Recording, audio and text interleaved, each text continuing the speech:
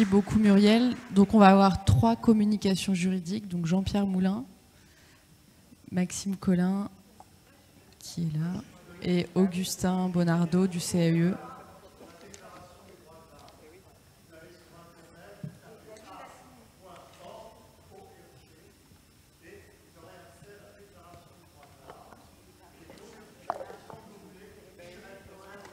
Alors, je rappelle juste le programme. Donc là, on a un temps juridique, de nouveau des questions spécifiques sur le juridique. Et ensuite, on a un 3e temps sur la mobilisation citoyenne, où on pourra reparler de la charte de l'arbre, des droits de l'arbre.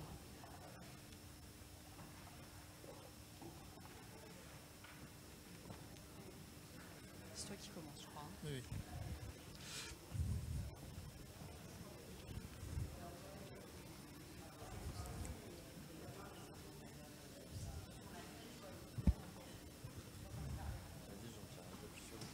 Oui. Pardon.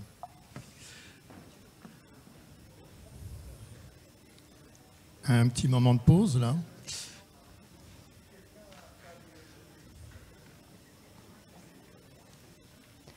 On peut y aller, Jean-Pierre. Bonjour à tous. Donc, je me présente très rapidement.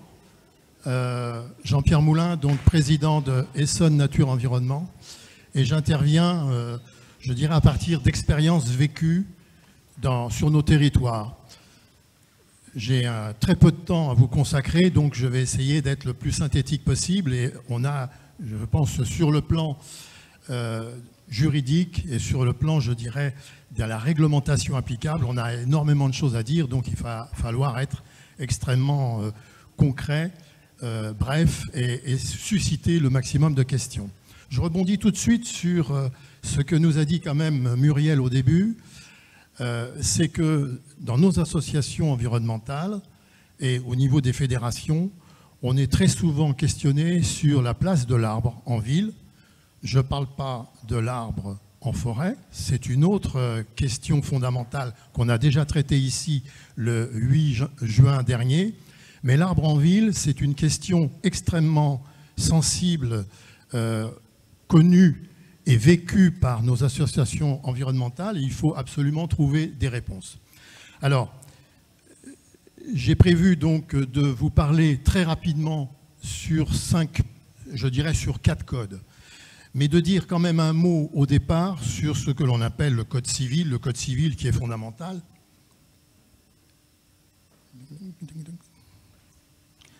Ah, c'est celui-là. Non, ça passe pas. Il faut le mettre en direct. Voilà. Tout à l'heure, j'ai entendu un certain nombre de choses et vous avez ici sur le Code civil que l'on retrouve dans un certain nombre de cahiers des charges. Il faut savoir que pour avoir vécu à Paris une carrière très longue, je sais que Paris est très en avance sur un certain nombre de dispositions réglementaires. La première couronne s'est aussi engagée dans le cadre de la métropole du Grand Paris sur un certain nombre de réponses au niveau des questions qui touchent à l'arbre en ville. Quand on s'éloigne de la capitale, les questions sont extrêmement sensibles et on a quand même en région Île-de-France 1231 communes, je crois, qui sont toutes les unes et les autres confrontées à cette problématique de comment en fait gérer l'arbre en ville. Une image très intéressante, et je reprends un propos que j'ai entendu tout à l'heure, c'est en fait comment on doit planter un arbre quand on est dans un lotissement. Plus on s'éloigne de Paris, plus on est en pavillonnaire, plus on est confronté à des dispositions complexes par rapport en fait à la place de l'arbre. Savoir l'arbre, on doit le planter à une distance et en fonction de cette distance, eh bien, il aura toute sa, il deviendra réglementaire. Et la première image, donc celle qui est ici, vous montre en fait une situation importante puisque ça vous permet de définir en fait la position de l'arbre sur la parcelle. Et on se rend compte à l'article 672 du Code civil que quand on est à 2 mètres de distance, eh bien, quand on est dans les 2 mètres, on doit étêter c'est un peu contraire à ce que j'ai entendu tout à l'heure sur protégeons un petit peu nos haies, etc. Et alors cette image-là, elle est redoutable, puisque quand vous avez un arbre qui est installé tout à fait réglementairement, à partir du moment où ça déborde sur le riverain, eh bien le propriétaire c'est à lui de venir couper en fait ce qui est en trop sur la parcelle B. Par contre, ce qui est racinaire, là ce que j'ai entendu tout à l'heure au niveau des racines, eh bien le propriétaire B, il a droit de pouvoir couper les racines parce que on intervient sur le sol de sa parcelle. Alors, dans les cahiers des charges et je dirais dans les associations syndicales libres, bien souvent vous retrouvez cette réglementation qui est une réglementation donc civile.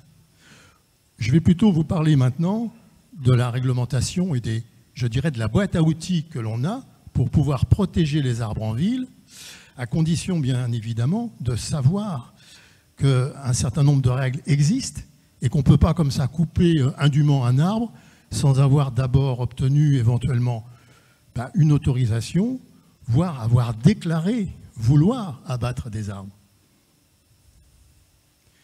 Alors, ça sera à l'occasion de parler effectivement du Code de l'urbanisme. Je vais revenir sur les images. Le Code de l'urbanisme, donc quand le PLU prévoit un certain nombre de dispositions, c'est-à-dire en fait ce qui a été rappelé tout à l'heure, qui est, je pense, très bien fait à Paris. J'ai quitté Paris il y a un certain nombre d'années, mais je sais que sur le patrimoine bâti, il y avait une protection très importante et je pense que ça a été poursuivi par rapport en fait aux arbres remarquables. On aura le Code de l'environnement, bien évidemment, parce que ça aussi c'est important d'avoir en tête que quand on est dans certaines situations, notamment en site inscrit ou en site classé, eh bien une protection renforcée de l'arbre, et puis le Code du patrimoine. Alors, vous connaissez tous, enfin, je pense qu'il faut avoir en tête cet article L151-19 et puis l'autre L151-23 du Code de l'urbanisme qui permet justement de protéger les arbres remarquables, ce qui a été introduit tout à l'heure par une élue parisienne. Et c'est un travail que l'on doit faire systématiquement dans toutes nos communes.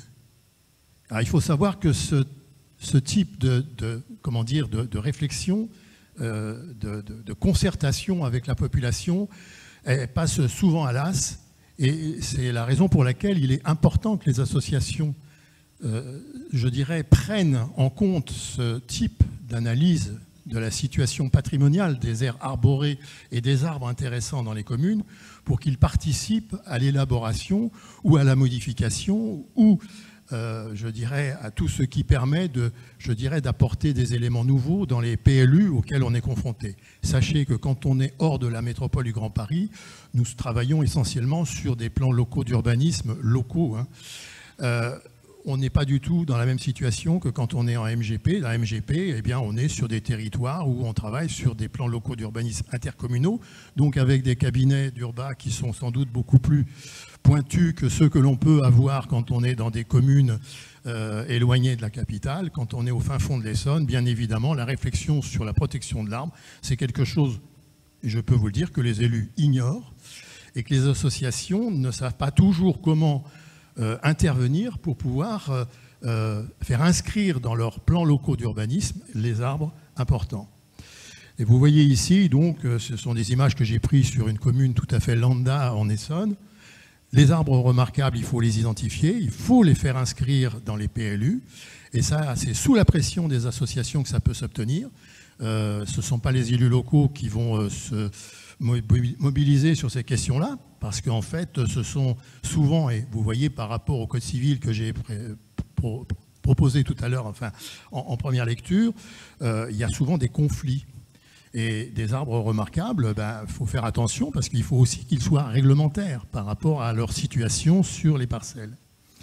Vous avez les plantations d'alignement, bien évidemment, c'est le L151-23 du Code de l'urbanisme qui permet de les protéger. Et on les porte dans les PLU, on les porte suivant en fait une plantation comme ceci, ce sont les pointillés verts, et à partir de là, cette plantation sera protégée jusqu'à temps qu'on modifie éventuellement le PLU. Mais vous savez, à partir du moment où on a commencé à protéger un patrimoine bâti ou un patrimoine arboré, bien souvent, il reste inscrit dans le document d'urbanisme. Suivant. On a aussi, bien évidemment, la possibilité d'avoir des espaces boisés classés, les fameux EBC. Et c'est dans ces situations-là, quand on veut construire, quand on a un projet immobilier dans une commune qui touche à un espace boisé classé, si on est évidemment, si on a un PLU, eh bien, il y a une instruction qui est faite par la mairie. Et bien évidemment, si le projet comme celui-ci que j'ai bien connu, un projet qui avait un espace boisé classé qui était très important, beaucoup plus important que ce qui en reste ici, c'était pour construire du logement social. Alors bien évidemment, à partir de là, on en parlera tout à l'heure avec Maxime sur le côté juridique, mais nous sommes allés au tribunal administratif pour contester une opération qui allait mettre à bas une partie d'un espace boisé classé. Sauf qu'il y avait à la fois 50% de logements sociaux, 50% de logements non sociaux. Donc on a accepté un compromis qui consistait tout simplement à admettre la construction des logements sociaux, mais à refuser la construction des logements non sociaux. C'est toujours difficile pour une association environnementale de s'opposer à des constructions de logements sociaux dans des communes qui sont en déficit à ce niveau-là et que la loi SRU n'a pas été respectée. Voilà ce que je pourrais dire donc par rapport au code de l'urbanisme. Cette image, on l'a vue tout à l'heure. Voilà. J'aborde maintenant la question du code de l'environnement.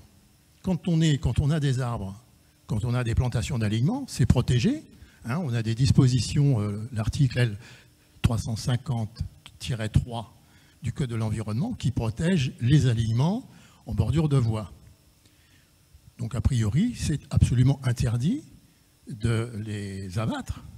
Alors, sauf ce que j'ai entendu tout à l'heure par rapport à, je dirais, des problèmes de maladies, d'arbres qu'il faut éventuellement changer.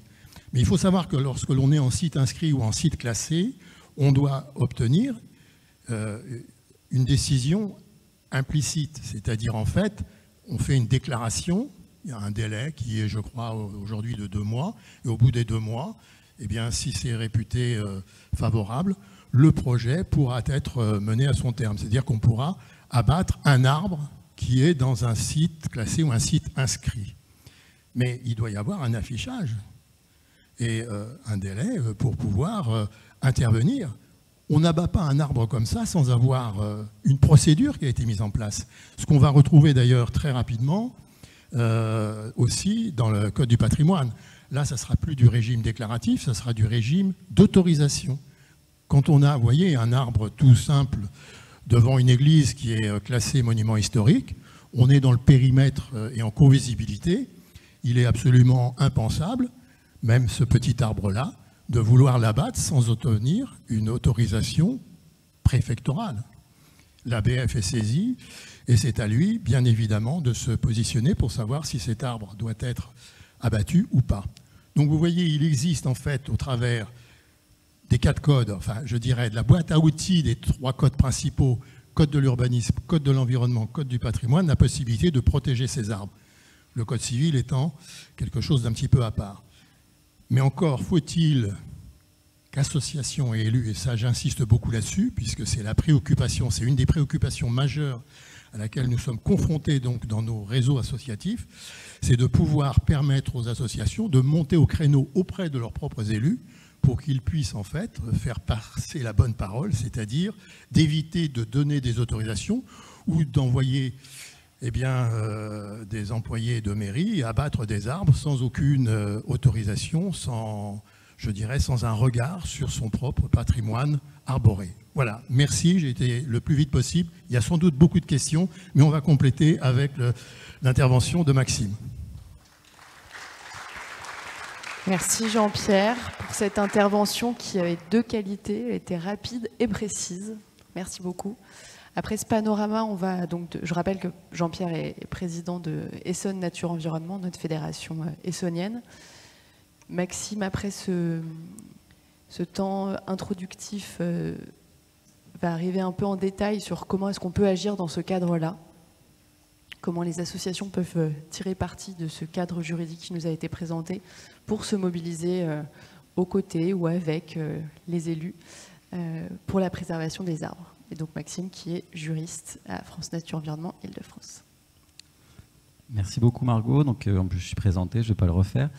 Donc je vais pas représenter le cadre juridique en entier, mais plutôt donner un regard, celui des associations de protection de l'environnement qui doivent mobiliser le droit de l'environnement, et pas que d'ailleurs, le droit de la protection de l'arbre, pour essayer d'être efficace, ce qui est très compliqué.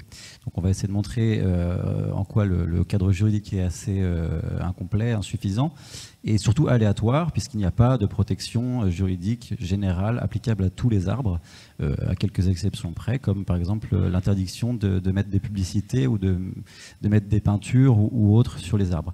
Donc on va aussi voir rapidement comment quelles protections intéressantes sont mobilisables. Elles ont été pour la plupart présentées par Jean-Pierre, mais on va voir comment on peut les utiliser en contentieux. On va voir que ce contentieux, il est inefficace s'il n'est pas associé à une mobilisation et aussi à l'usage souvent des voies de référés, que ces référés sont insatisfaisants, qui appellent une modification législative, ce qui va faire la liaison avec la partie du CAUE 77 qui va nous exposer un petit peu ces propositions de nouveaux cadres juridiques. Et je vais essayer de montrer très rapidement en quoi on peut modifier le cadre de manière plus satisfaisante sans recourir nécessairement à la personnalité juridique de l'arbre.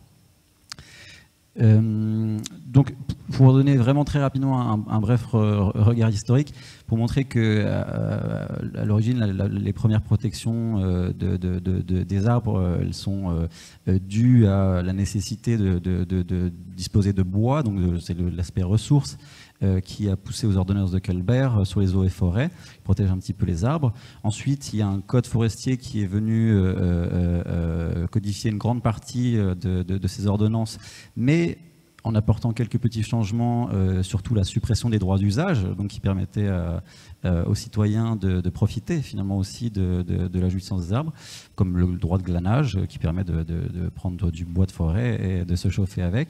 Et tout ça au profit du droit de propriété. Donc on voit que très rapidement, dans la genèse du droit de l'arbre, c'est le droit de propriété qui a motivé assez rapidement la modification du droit au profit des propriétaires. Le code civil est venu codifier. On a vu la démonstration de Jean-Pierre sur les possibilités de porter atteinte aux arbres qui sont offertes par le code civil. On va y revenir une seconde.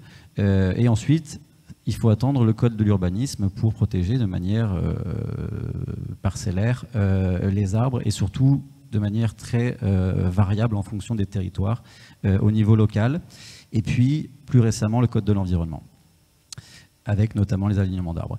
Donc, je ne vais pas rappeler la règle, mais on a le droit, le propriétaire a le droit de porter atteinte aux arbres qui sont en limite de sa propriété, voire d'utiliser aussi les fruits qui tombent dans sa propriété, ou de faire couper les racines, etc. Donc, donc ça, c'est quelque chose, c'est une simple règle qui date en fait de l'apparition du Code civil, du Code napoléonien, donc qui est très ancienne, mais qui depuis le temps, qui est devenu un petit peu passé de mode et surtout inadapté aux enjeux actuels de protection de la biodiversité.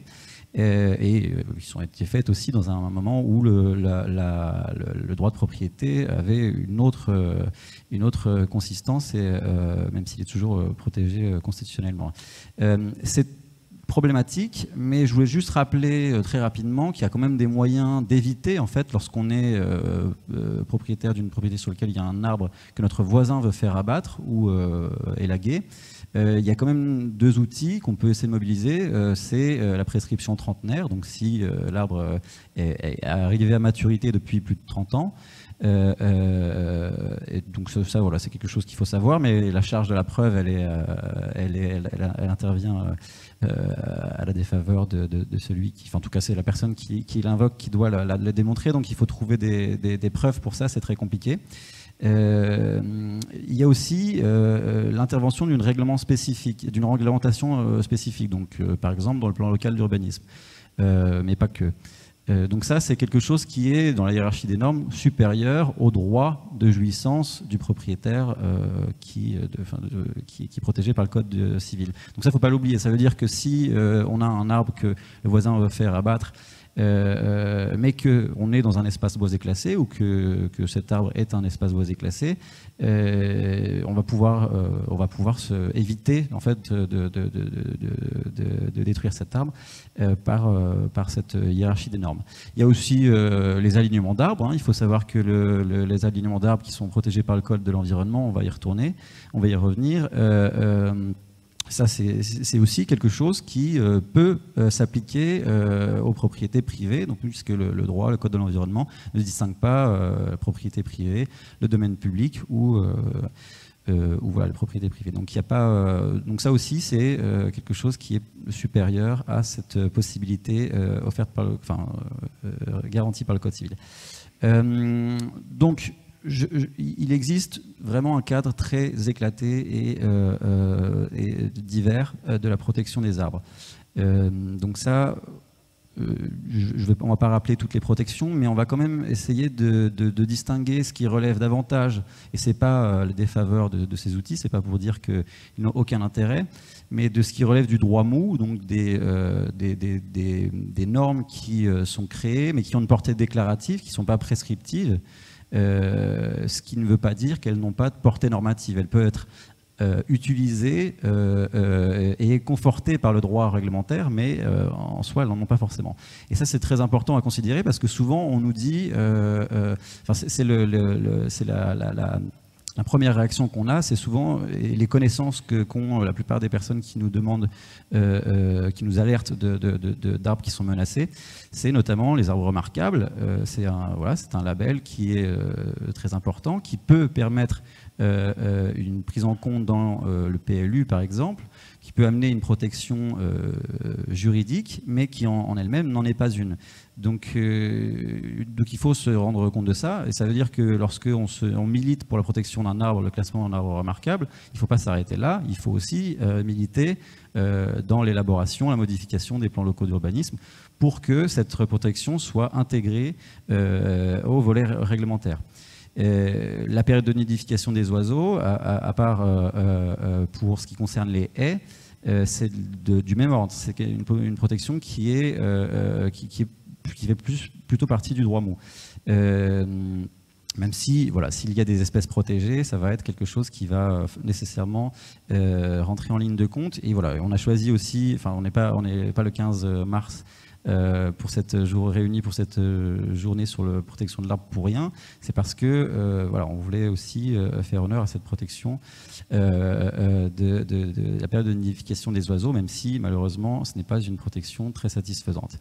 Donc sur les outils sur lesquels on va plutôt mobiliser pour être efficace, on a bien sûr les protections qui sont offertes par le PLU. Elles ont été présentées par Jean-Pierre. Je précise tout de même que sur les espaces boisés classés, ça fait depuis maintenant 1973 qu'on peut protéger un seul arbre ou voilà, des arbres isolés en tant qu'alignement d'arbres, en tant que espace boisé classé. Donc voilà, il ne faut pas se brider là-dessus, ou même des haies ou autres. On peut justement protéger des arbres remarquables en tant qu'espace boisé classé. Pour donner des illustrations contentieuses ou de victoires qu'on peut avoir, là c'est une victoire de Val d'Oise Environnement qui est devenue FNE Val d'Oise depuis, très récente, de juin dernier. C'est une situation donc,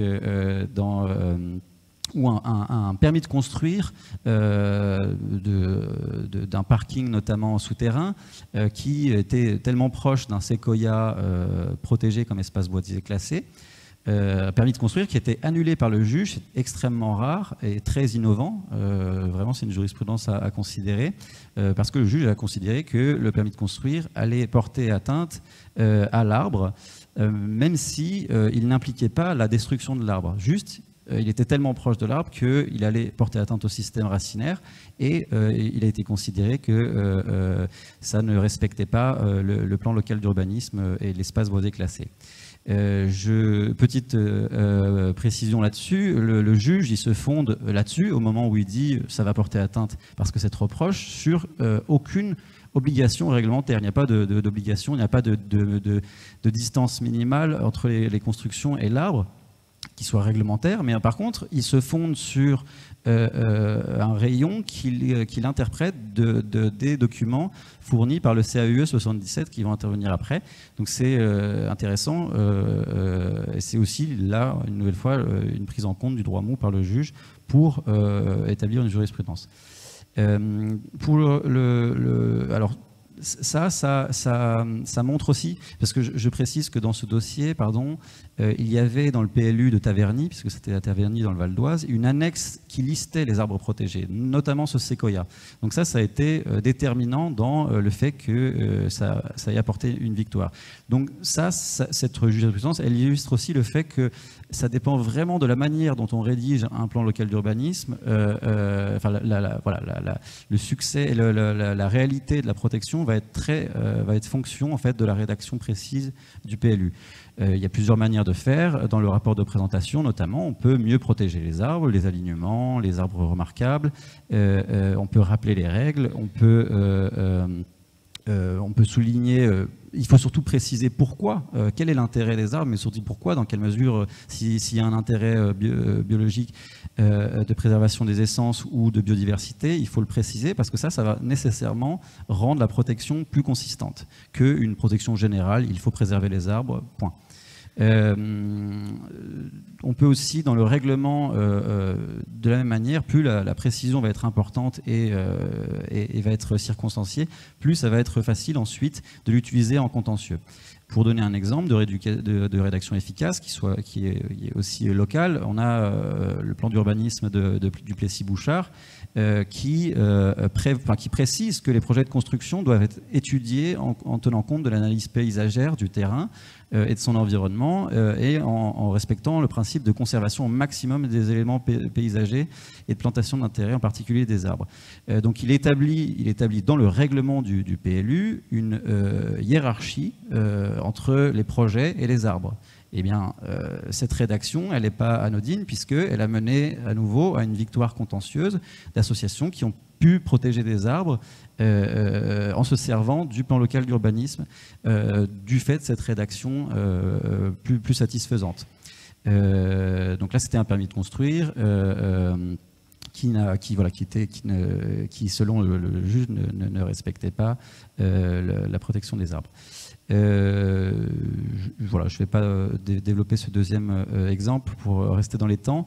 Ça a été aussi mentionné, la présence d'habitats et d'espèces protégées, d'habitats d'espèces protégées ou d'espèces protégées dans les arbres va être très déterminante pour leur protection.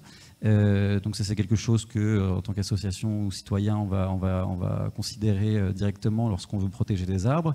Alors ça, je parlais d'habitat d'espèces protégées, mais il y a également les espèces protégées, des arbres qui sont des espèces protégées.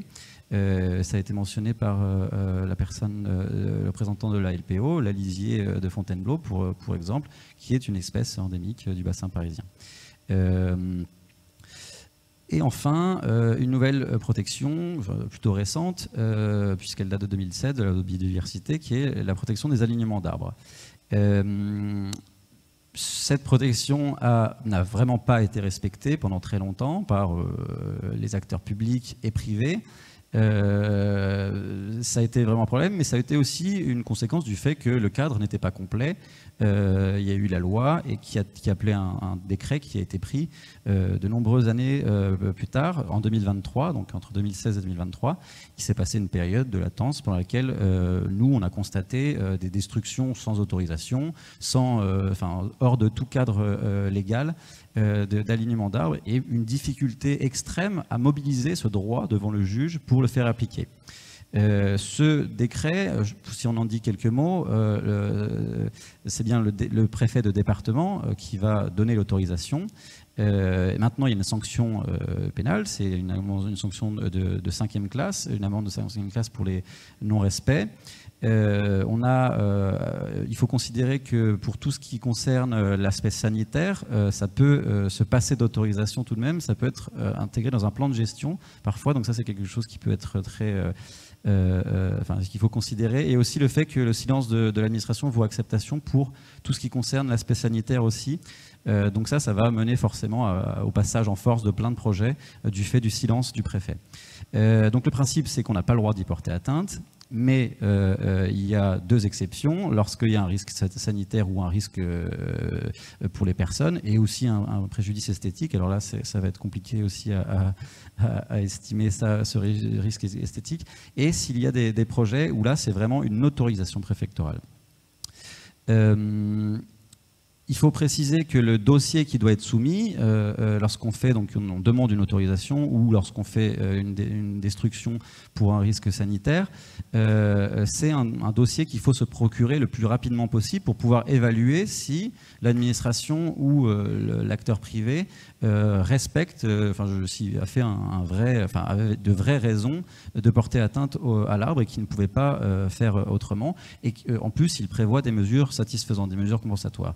Donc il faut préciser que ce document, cette demande d'autorisation, ce dossier, c'est une information qui est communicable, donc vous pouvez exiger en tant que personne ou en tant qu'association la communication.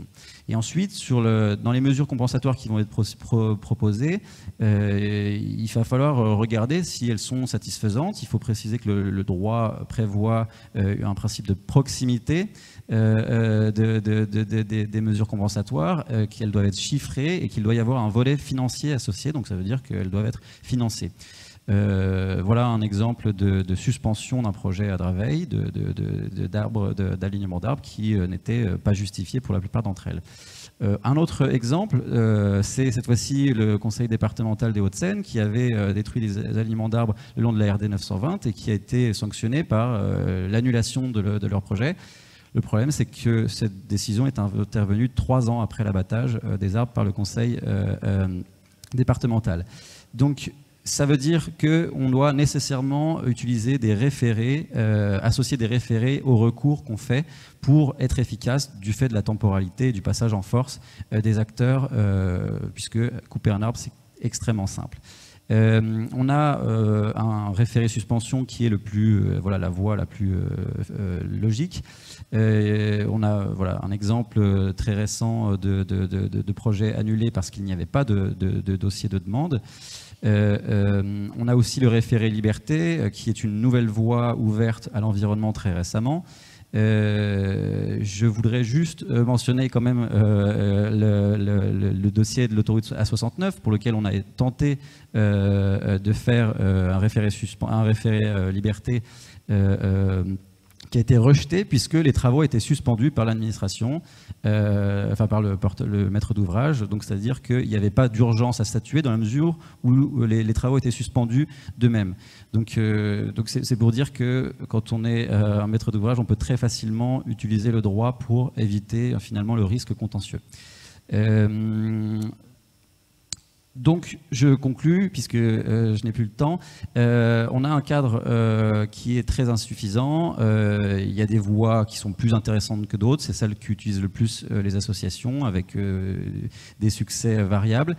Et une nécessité de faire du contentieux, d'associer une mobilisation au contentieux, d'utiliser des référés. Il nous faut des meilleurs référés. Il nous faut un référé pénal environnemental ou un référé environnemental beaucoup plus ouvert et avec des critères beaucoup plus souples, puisqu'on voit bien que dans la plupart des cas qu'on n'a pas eu le temps de développer, mais les référés sont rejetés pour des critères qui paraissent risibles, comme dans le cas de la 69, c'est absolument aberrant de rejeter un référé pour cette raison-là, alors que juste après la décision, les travaux ont repris. Et puis, il convient d'améliorer la législation et de la faire mieux appliquer. Et là, je pense que les perspectives et les propositions du CAU 77 sont très intéressantes pour ce faire. Merci beaucoup, Maxime, pour ce cours de droit magistral et rapide. Je n'ai pas besoin de faire de transition puisque tu l'as faite. On a vu là donc que même si le cadre juridique de l'arbre est insuffisant, il y a quand même des moyens d'action qui sont saisis par les associations, parfois avec succès. Maintenant, on va se projeter un petit peu effectivement dans l'avenir et dans qu'est-ce qu'on pourrait espérer comme cadre juridique de l'arbre. Et ensuite, on va venir à un temps de questions qui, je suis sûre, sont nombreuses. Merci Augustin Bonardo, du CAUE 66. Donc merci à la Fédération nationale de l'environnement de m'avoir invité là, pour cette journée. Merci à vous. Moi, je ne suis pas juriste, je suis forestier de formation, forestier arboriste. Et j'ai été confronté dans les missions de conseil qu'on a à faire aux communes à toutes ces questions liées à la législation. Et puis d'autre part, on s'est occupé de l'inventaire des arbres remarquables du département de la Seine-et-Marne. Et j'ai essayé de collecter toutes les informations juridiques qui pouvaient permettre de protéger les arbres hors forêt. Donc, je vais vous expliquer un petit peu le cheminement de notre action. En fait, au départ, j'ai collecté tous les textes qui sont en rapport avec l'arbre hors forêt. Donc, tous les textes de loi qui sont en dehors du code forestier. Le code forestier est bien établi pour les forêts, tout est réglé, tout est précis. Par contre, il n'y a pas de code spécifique pour la protection et pour la gestion des arbres hors forêt. On l'a vu avec la présentation de Jean-Pierre, on en a dans le code civil, on en a dans le code de l'urbanisme, on en a dans le code de l'environnement, et au-delà, on en a dans le code de l'architecture, dans le code du patrimoine, dans le code de la défense nationale, dans le code des télécommunications, etc. Donc c'est très vaste. En fait, on a identifié que les textes en rapport avec les arbres hors forêt sont dans 13 codes différents et il y a 60 articles différents. Donc c'est assez vaste, c'est très large, ce qui fait que les gestionnaires, les personnes qui veulent protéger les arbres sont un petit peu perdus dans tous ces textes qui sont dans différents codes. C'est compliqué. Et il y a des textes qui manquent aussi. On s'est aperçu qu'il y a des vides juridiques. Donc face à ça, on s'est associé avec l'association Arbre. Donc vous avez le représentant Maxime, là, avec qui on a beaucoup travaillé, qui est vice-président de l'association Arbre, qui a fait la charte de l'arbre, etc. Et donc on s'est associé, Association Arbre et CAUE 77, pour travailler sur ces textes. Donc on a repris les 60 textes et on les a analysés. Donc on a constitué un groupe de travail avec 40 personnes, donc bien sûr des juristes, des architectes des bâtiments de France, des inspecteurs des sites, des géomètres, des notaires, experts forestiers, etc. On a essayé de balayer un petit peu toutes les professions qui travaillent autour de l'arbre, de façon à avoir une analyse assez ouverte. Donc on est parti là-dessus et on a donné à chacun le travail qui consistait à reprendre les textes existants qu'on a identifiés en trois parties. On leur a demandé à ces personnes d'identifier les textes qui étaient complètement obsolètes, mais il y en a, des textes qui étaient existants et qui sont intéressants mais qui sont à améliorer, et puis des textes à créer, des textes qui manquent. Donc on a eu la chance de faire ce travail-là pendant le confinement. On était bloqués chez nous et on n'avait rien à faire. Donc on en a profité pour travailler comme des fous sur ces sujets. Et après, on a fait une synthèse, on a récupéré tout ça et on a fait un document que l'on a donné à la députée de Seine-et-Marne, Madame Aude Luquet, qui s'est investie du sujet, a fait des questions au gouvernement, nous a mis en contact avec le ministère, avec la secrétaire d'État à la biodiversité. Et puis voilà, ça n'a pas vraiment abouti. Donc, ce qu'il faut dire, c'est que les secrétaires d'État changent souvent la biodiversité. Hein. On en a vu plusieurs jusqu'à maintenant. Donc, c'est pas très simple. Donc, on s'est dit, ils n'ont pas bien compris l'enjeu. Donc, on a fait un petit fascicule qui s'appelle « Plaidoyer pour l'arbre », pour la protection des arbres hors forêt. Et ce fascicule, vous le retrouvez sur le site Arbre du CAUE 77. Donc, dans un premier temps, on a expliqué quels étaient les enjeux. Donc, là, je les reprends rapidement, mais vous les avez déjà énoncés largement en introduction dans les premiers intervenants en ont parlé. Donc l'intérêt de l'arbre pour la biodiversité, pour l'oxygène, la captation du carbone, etc. Je ne vous refais pas tout le dessin. Ensuite, l'importance d'un grand arbre par rapport à un petit arbre. Donc ça, on l'a évoqué aussi. Ensuite, toutes les contraintes qu'on a en ville, et elles sont importantes par rapport à un milieu naturel, pour expliquer que si jamais on altère l'arbre et que l'arbre est un organisme vivant, ce n'est pas un mobilier urbain, ce n'est pas un équipement qui peut être changé, donc c'est un organisme vivant qui a ses spécificités. Et puis on a expliqué aussi qu'on travaille sur le long terme. Le petit arbre que vous plantez aujourd'hui, c'est les enfants, les petits-enfants, les arrière-petits-enfants qui vont en bénéficier. Et si il y a dans cette durée de vie humaine quelqu'un qui fait une bêtise, mais l'arbre est fichu. Donc ça, c'est vraiment important. Donc c'est la première phase du document où on a expliqué ça. Et ensuite, on a donné des prescriptions que je vais vous énoncer rapidement.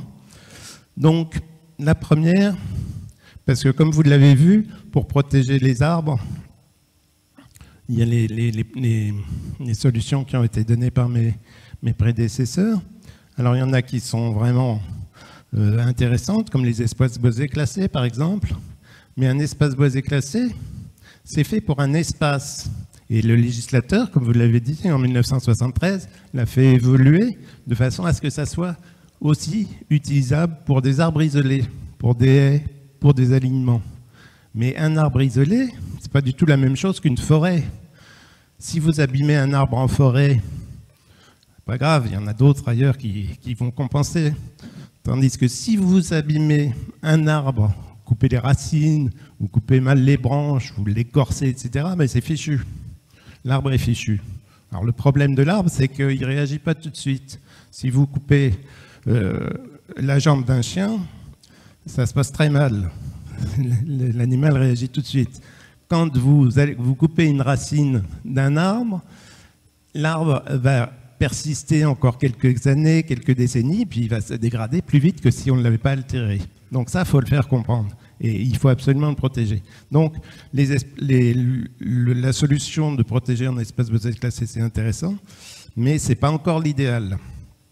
Les éléments de paysage aussi, dont a parlé Jean-Pierre, là, le 151-23 du Code de l'urbanisme, là aussi, la loi dit on peut donner des prescriptions. Mais quand vous regardez dans les PLU, il n'y en a jamais. Donc, ce n'est pas complètement fait pour les arbres. Donc, ce que l'on propose, nous, c'est 2 protections. Une à l'initiative des élus locaux, ce qu'on appelle arbre ou groupe d'arbres protégés. Donc, ça, c'est intéressant.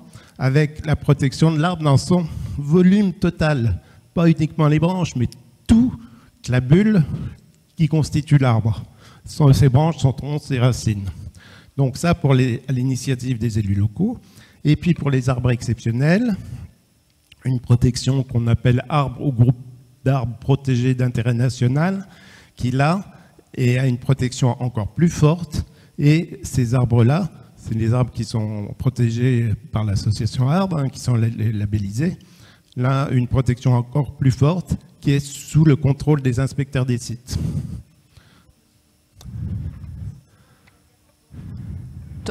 On va avoir le temps pour les questions. Je vous dirai après. Ensuite, ce que l'on propose aussi, c'est que dans les intercommunalités, il y ait un référent arbre. Quelqu'un qui, pour les collectivités de communes, puisse être le référent et qui s'occupe du suivi de la loi, qui s'occupe des litiges qui sont très souvent qui existent très souvent entre les voisins. Donc un spécialiste de l'arbre dans les intercommunalités. Ensuite, ce que l'on propose, et ce qui pose énormément de dégâts, Jean-Pierre en a parlé, c'est le fameux article 673 du Code civil qui permet aux voisins d'imposer aux propriétaires de l'arbre de couper les branches en limite de propriété, même si c'est un arbre remarquable, même si c'est le plus bel arbre, on peut couper. Et le voisin peut couper les racines lui-même. Donc là, ça fiche en l'air l'arbre au niveau esthétique, au niveau biologique, etc. Donc on souhaite que les arbres qui sont protégés, soit en agape, soit en agapin, soit en espace boisé classé, soit en élément de paysage, puissent être soustraits de ce texte-là.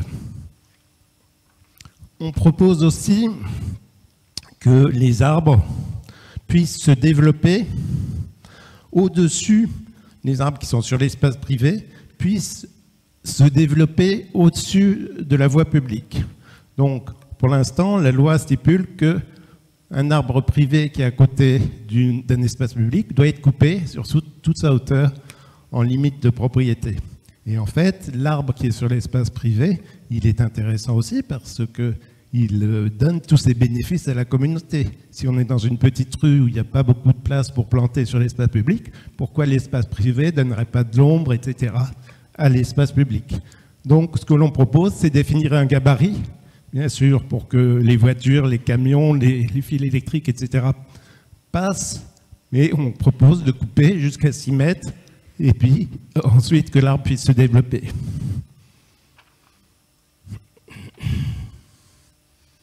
Et ce que l'on propose aussi, donc c'est les grands traits, hein, c'est de simplifier la législation, parce qu'elle est vraiment trop complexe, et que toutes les propositions que je viens de vous faire, plus quelques autres, hein, soient regroupées dans le Code de l'environnement, de façon à ce que ça soit beaucoup plus simple pour les usagers, pour la justice aussi, parce que les juristes sont un peu perdus là-dedans, et quand ils ne sont pas spécialisés sur le sujet, ils ont du mal à faire appliquer correctement la loi. Et 2 derniers points qui sont importants, donc qu'on ne portera pas nous, mais que l'on initie, enfin on essaie de lancer la machine pour que le métier d'élagueur soit réglementé. Pour l'instant, n'importe qui peut s'installer les lagueurs, même s'il ne connaît rien, à partir du moment où il a une assurance et qu'il a créé sa société. Donc un coiffeur, lui, qui veut s'installer, doit avoir un BP de coiffure, un élagueur. Non, rien. Et on souhaite aussi que le métier d'expert arboriste, on l'a abordé ce matin, ce sujet, soit cadré, parce que là aussi, il peut y avoir il y a des très bons experts, mais il y en a d'autres qui peuvent s'installer comme ça sans avoir de qualification, et ça pose problème. Donc voilà les propositions. Pour terminer, donc on a fait ce petit fascicule. Ce que l'on est en train de faire, c'est qu'on a écrit des textes de loi. Donc, comme je vous disais, on n'est pas juriste. Donc, on les a donnés à deux avocates qui les ont transformés avec le langage légistique, c'est le mot qui convient, légistique, le langage des codes qui est harmonisé. Et on va les présenter aux élus de Seine-et-Marne et ensuite aux autres élus de France, de façon à ce qu'ils puissent prendre ça en main. Et s'ils sont porteurs, enfin s'ils sont motivés par le sujet, on espère que ça pourra évoluer. Voilà. Merci beaucoup, bravo. Je pense que vous aurez beaucoup de personnes ici qui souhaiteront peut-être échanger avec vous et voir comment ils peuvent vous aider à apporter ces propositions très positives. On a une petite demi-heure de questions, donc il y avait une micro-question là. Plus les questions sont courtes, plus on peut en prendre. Pareil pour les réponses. Ce sera très court, monsieur. Pouvez-vous redire les 2 premières mesures de protection que vous avez évoquées? Pouvez-vous les redire? Oui, alors ça s'appelle AGAP, A comme arbre ou groupe d'arbres protégés. Arbre ou groupe d'arbres protégés, AGAP. Et le deuxième, c'est agapin, arbre ou groupe d'arbres protégés d'intérêt national. Donc, ce petit guide, je ne sais pas si je l'ai dit, mais vous le retrouvez sur le site Arbre du CIE, vous avez tout dessus. Oui, moi j'ai une question sur les espaces boisés classés. Les 2 bois de Paris, Boulogne et Vincennes, sont classés. Ça n'a pas empêché qu'on construise une extension de Roland-Garros dedans, hein, en rasant toute une partie. Donc c'est quand même pas une protection absolue, parce qu'à la fin, il y a quand même un tribunal. Pareil, 97% de Paris est couvert en tant que site protégé au titre des monuments historiques. Donc, avis conforme de l'ABF pour abattre le moindre arbre. À ma connaissance, il n'y a même pas une demande de fait quand il y a un abattage d'arbres. Hein.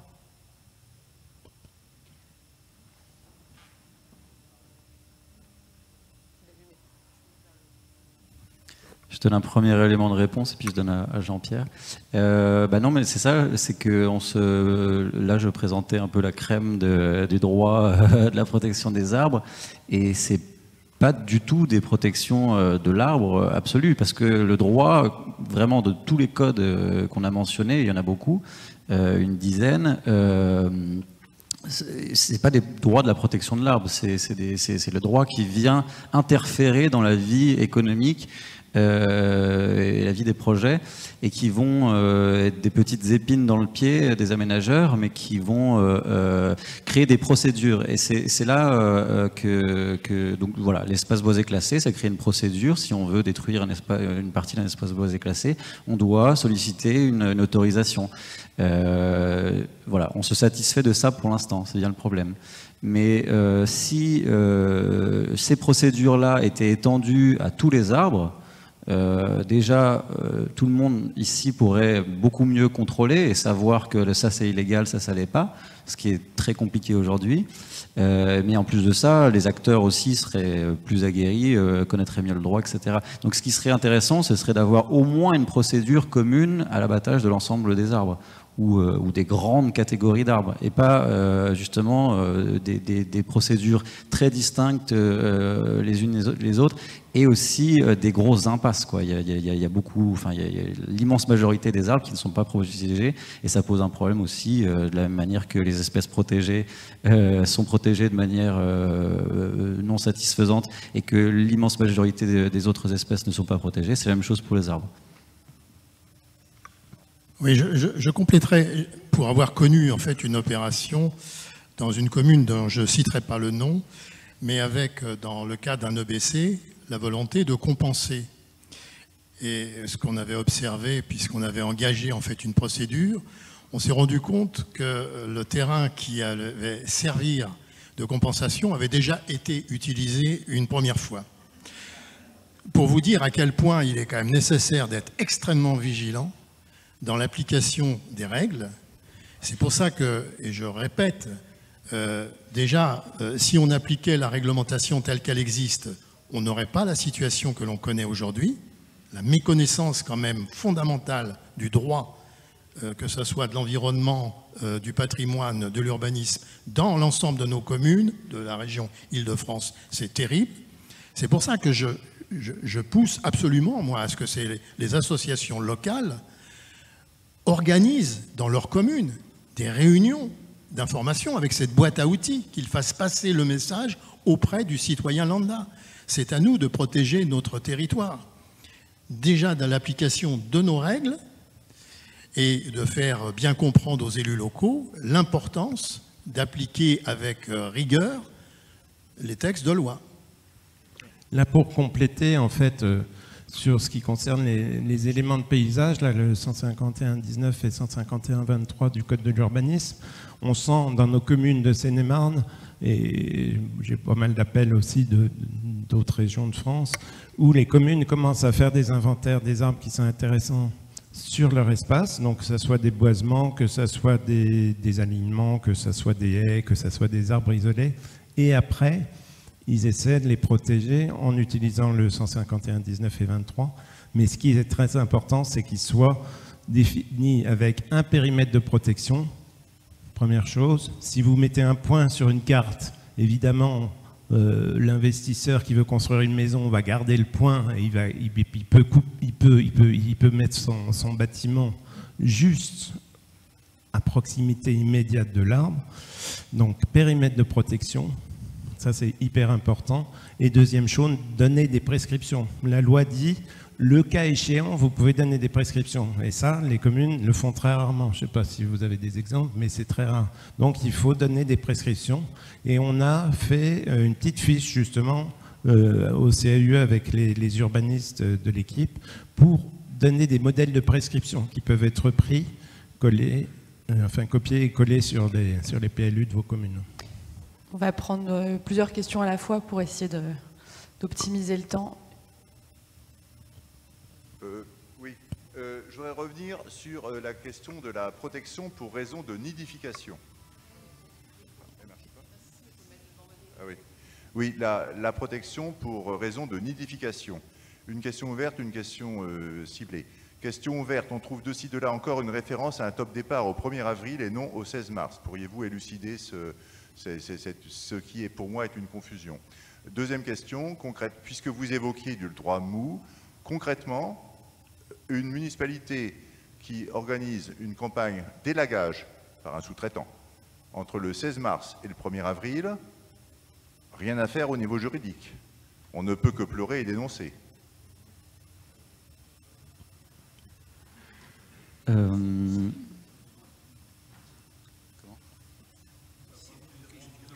Oui, je voudrais juste vous passer une information. Il y a un jugement qui a été rendu en 2021 sur la commune de Chaville concernant l'annulation d'un permis de construire suite à l'abattage de 2 arbres dans un espace vert protégé. Vous n'en avez pas beaucoup parlé, là vous avez surtout parlé des espaces et des arbres remarquables et des espaces protégés, mais l'espace vert protégé au PLU, c'est important, et le promoteur avait décidé d'abattre 2 arbres. Donc le tribunal a refusé et le permis de construire a été annulé. Donc si vous souhaitez avoir les références du jugement à laquelle je suis à l'origine, vous pouvez venir me voir. Et je voulais aussi vous poser la question, vous avez parlé d'indications prescriptives, concernant la protection de l'arbre. Moi, je me suis toujours interrogée sur comment on pourrait forcer les municipalités, lorsqu'elles allaient avoir leur PLU, de mettre dans leur arrêté de permis de construire l'obligation pour le promoteur de respecter systématiquement tous les articles du Code de l'urbanisme, etc. Parce qu'en définitive, dans l'affaire pour laquelle j'ai combattu, il n'était pas prévu au permis de construire ces éléments, et du coup, ils ont quand même en définitive abattu les arbres. Voilà. Je vais prendre juste une dernière question ici, avant le flot de réponses. Oui, bonjour. Concernant l'obligation réglementaire environnementale, ça pourrait être une solution aussi pour les particuliers de les sensibiliser, de faire une déclaration.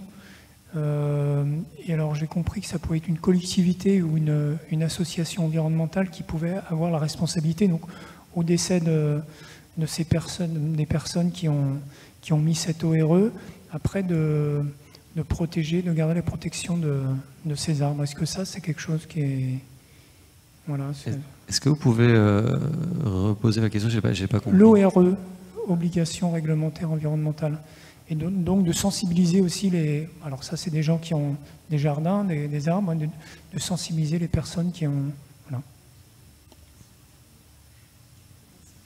De la même manière, je donne les premiers éléments, après je vous passe le micro. Sur la période de nidification, effectivement, il y a des règles différentes pour les collectivités et pour les agriculteurs. Et pour les agriculteurs, c'est un des critères de conditionnalité de la PAC.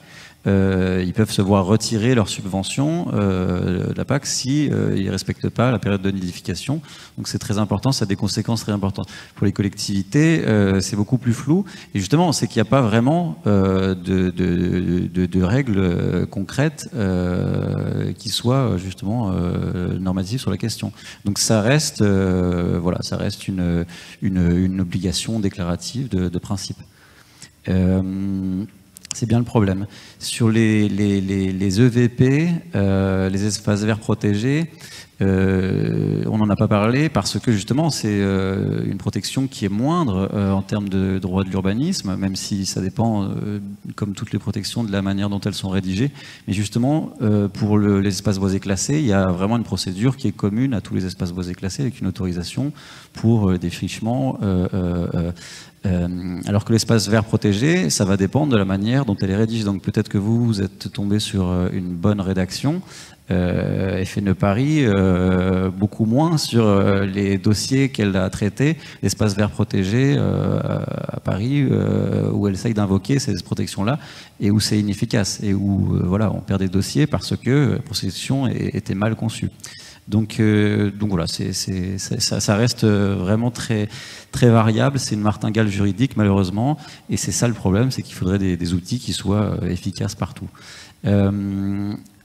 Autre question sur les prescriptions, effectivement c'est quelque chose qui n'est pas du tout suffisant, c'est ce qui a été dit à la fin, qui est rarement fait, des prescriptions spéciales pour la protection des arbres, notamment pour les racines, etc. On le voit très rarement. Et je pense que non seulement dans les autorisations, on devrait avoir le rappel des règles, exactement, mais aussi dans les règles locales d'urbanisme, dans le plan PLU. Si on rappelle les règles, forcément, elles seront mieux appliquées ensuite, puisqu'elles sont mieux connues. Et même, enfin vraiment, les acteurs eux-mêmes, ça fonctionnerait beaucoup mieux. Les ORE, ça va être les obligations réelles environnementales. On va en mentionner tout à l'heure, mais il y a une possibilité de protéger les arbres par ce biais. Et voilà, c'est un travail qu'on a entamé à FNE Île-de-France, en partenariat avec une commune, pour justement essayer de prouver que c'est possible et que ça marche, d'apporter une meilleure protection aux arbres par ce biais contractuel.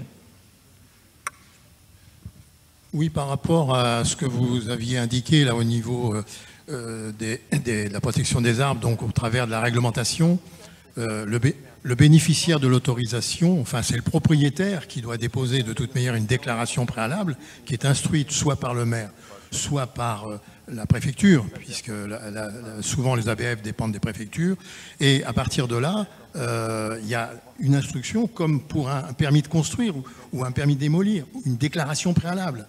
Il y a deux cas de figure dans la déclaration préalable, celle qui nécessite en fait un accord implicite, ou ça peut être un accord explicite, mais dans le cadre du patrimoine, comme je l'ai expliqué tout à l'heure, c'est une autorisation. Et tant que l'autorisation, et tant que l'accord explicite n'a pas été donné, ou implicite, vous ne pouvez pas abattre l'arbre. Le problème, c'est que ce n'est jamais respecté. Les bûcherons, ils arrivent avant que la décision tombe. Et c'est là où il y a quand même un problème dans l'application de la règle dans notre société. C'est pour ça, moi, je demande que la réglementation soit appliquée avec rigueur. C'est pour ça qu'il faut former absolument nos élus à toute la législation, à cette boîte à outils qu'on a à notre disposition pour protéger l'arbre en ville. Et pour compléter les propos de Madame au fond, ce qu'on appelle l'espace vert protégé, à ma connaissance, c'est pas dans les textes. Ça. Ce qui est dans les textes, c'est éléments de paysage, c'est l'article 151.19 et 151.23 du Code de l'urbanisme. Et quand on regarde les PLU, en fait, il y a toujours des dénominations différentes. On parle d'arbres remarquables, alors ça fait une confusion avec les arbres remarquables labellisés par l'association Arbres. Il peut y avoir plein de dénominations différentes et ça abonde dans la confusion, on ne sait plus où on en est.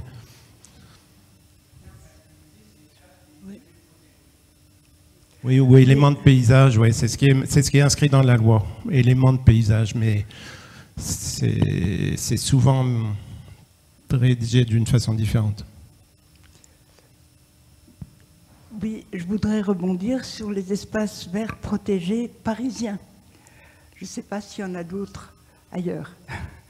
Mais il se trouve qu'au PLU, c'est vraiment, ma question touche l'urbanisme surtout. Et il se trouve qu'au PLU de 2006, on a créé des espaces verts protégés qui étaient définis selon le L151-19 et 23, comme la possibilité de désigner des espaces non bâtis en milieu urbain, en zone urbaine, pour des motifs écologiques de culture et de qualité végétale et paysagère. Il se trouve que en plus, cette définition a disparu du PLU en révision. Et donc ces EVP ne seront plus protégés par le Code de l'urbanisme. Et je pense que là, c'est quelque chose qui doit nous interpeller, parce que petit à petit, tous ces jardins, c'était les grands jardins de congrégation, ou même des petits mouchoirs de poche avec des grands arbres, sont voués à disparaître de plus en plus rapidement. Donc je crois que c'est vraiment un sujet sur lequel il faudrait se pencher et le caler dans la boîte à outils que vous nous décrivez, notamment peut-être pour les périmètres de protection. C'est peut-être un équivalent qu'il faudrait rechercher. Et puis bien sûr en désignant les arbres à protéger parce que c'est un ensemble, un bouquet d'arbres, voilà. Mais il y a vraiment un sujet de droit qu'il faut d'une façon urgente traiter parce que le PLU en révision les met en danger. On va prendre une dernière question. J'ai déjà eu la parole tout à l'heure, mais ah oui, madame ici.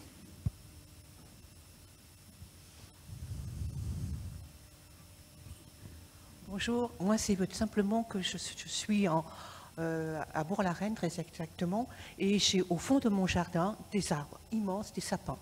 Et j'ai dernièrement un voisin, et j'en ai 3, et derrière mon voisin du fond, il en a 3. Ça fait comme une petite, une grande haie, si vous voulez, d'arbres, de sapins qui atteignent facilement 15, même voire plus, je dirais même 30 mètres.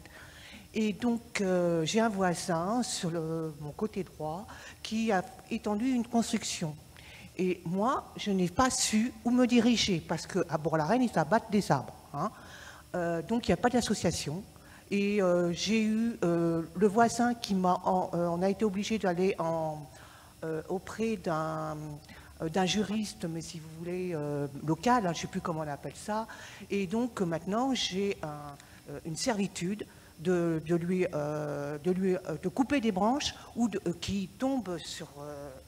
qui sont trop proches, parce qu'il n'y en a pas qui tombent dans sa propriété, mais qui sont trop proches et qui viennent justement couvrir par mes épines son tuyau. Alors je trouve ça franchement incroyable et je voudrais les protéger, ainsi que les arbres qui sont mes voisins, se retrouver et faire une association. Et comment ?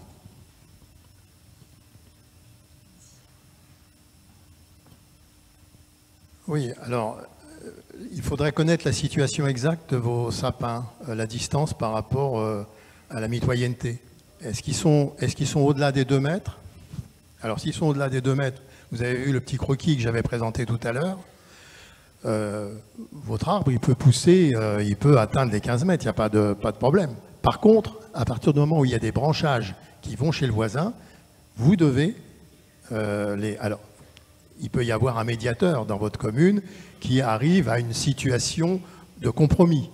Mais l'application du Code civil, et je ne pense pas que le Code civil, ça sera très compliqué de le changer même dans l'avenir, il implique que vous devez en principe découper vous-même les branches qui sont chez votre voisin. Donc, si le médiateur vous dit que c'est possible de conserver en fait la situation avec l'accord du voisin, pas de problème. Par contre, lui, il a la possibilité de couper les racines. Et ça, c'est un risque à encourir. Hein. Vous ne pouvez pas vous y opposer, c'est le Code civil. Alors, est-ce que vous êtes dans un lotissement où il y a une ASL, c'est-à-dire une association syndicale libre, ou c'est... Non, il n'y a pas de protection, vous n'êtes pas en site inscrit, vous... Même pas. Ah. Situation compliquée, et avec le médiateur qui peut trouver une alternative. En tout cas, il y a une analyse juridique à faire. Est-ce que les critères sont remplis pour que l'article du Code civil s'applique? Et est-ce que les exceptions que j'ai mentionnées, la prescription trentenaire, la protection réglementaire ou autre existent, etc. Donc il faut faire toute une analyse, etc. Mais bon, ça illustre bien le fait que voilà, le droit, pour tout ce qui concerne les arbres sur les propriétés privées est quasiment inexistant, et quand il existe, c'est pour faciliter leur destruction, et ça c'est un vrai problème parce que finalement la plupart des arbres, là on parle beaucoup jusqu'ici de projets administratifs, enfin des projets qui nécessitent des autorisations administratives, des projets d'aménagement, etc. Mais au-delà de ça, il y a aussi l'espèce de Far West des propriétés privées sur laquelle il y a une zone de non-droit pour ce qui concerne les arbres. Et juste pour préciser aussi, donc après analyse juridique de votre situation, il faut considérer le fait que même s'il n'a pas le droit d'exiger la destruction, pour ces critères-là, si ça crée des dommages chez lui, donc là vous parlez des épines qui bougent la tuyauterie, ça il va pouvoir se baser là-dessus pour pouvoir demander l'abattage de l'arbre. Donc parce que ça crée un trouble anormal voilà, à la jouissance de son bien.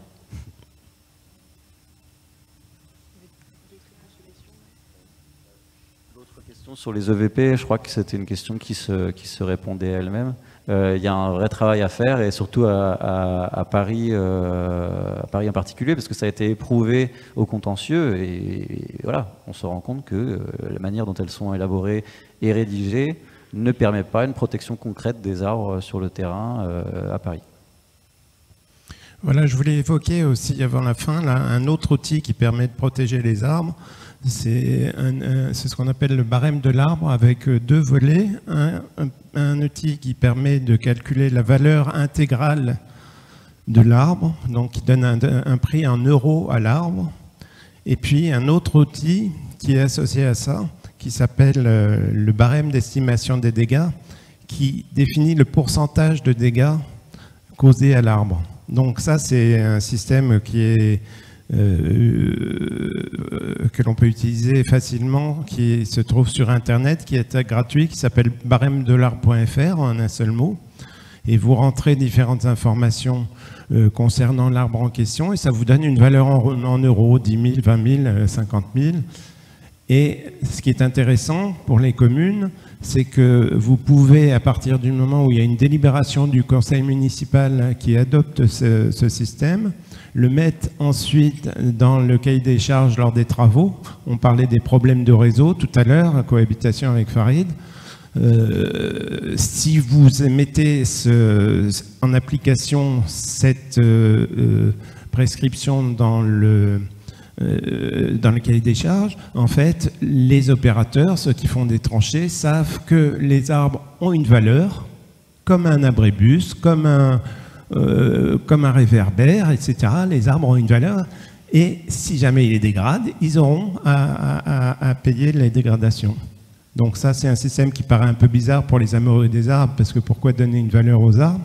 Mais dans les effets, c'est assez fort, et maintenant, la plupart des grandes villes de France l'utilisent. Malheureusement, Paris, pas encore, mais on ne désespère pas.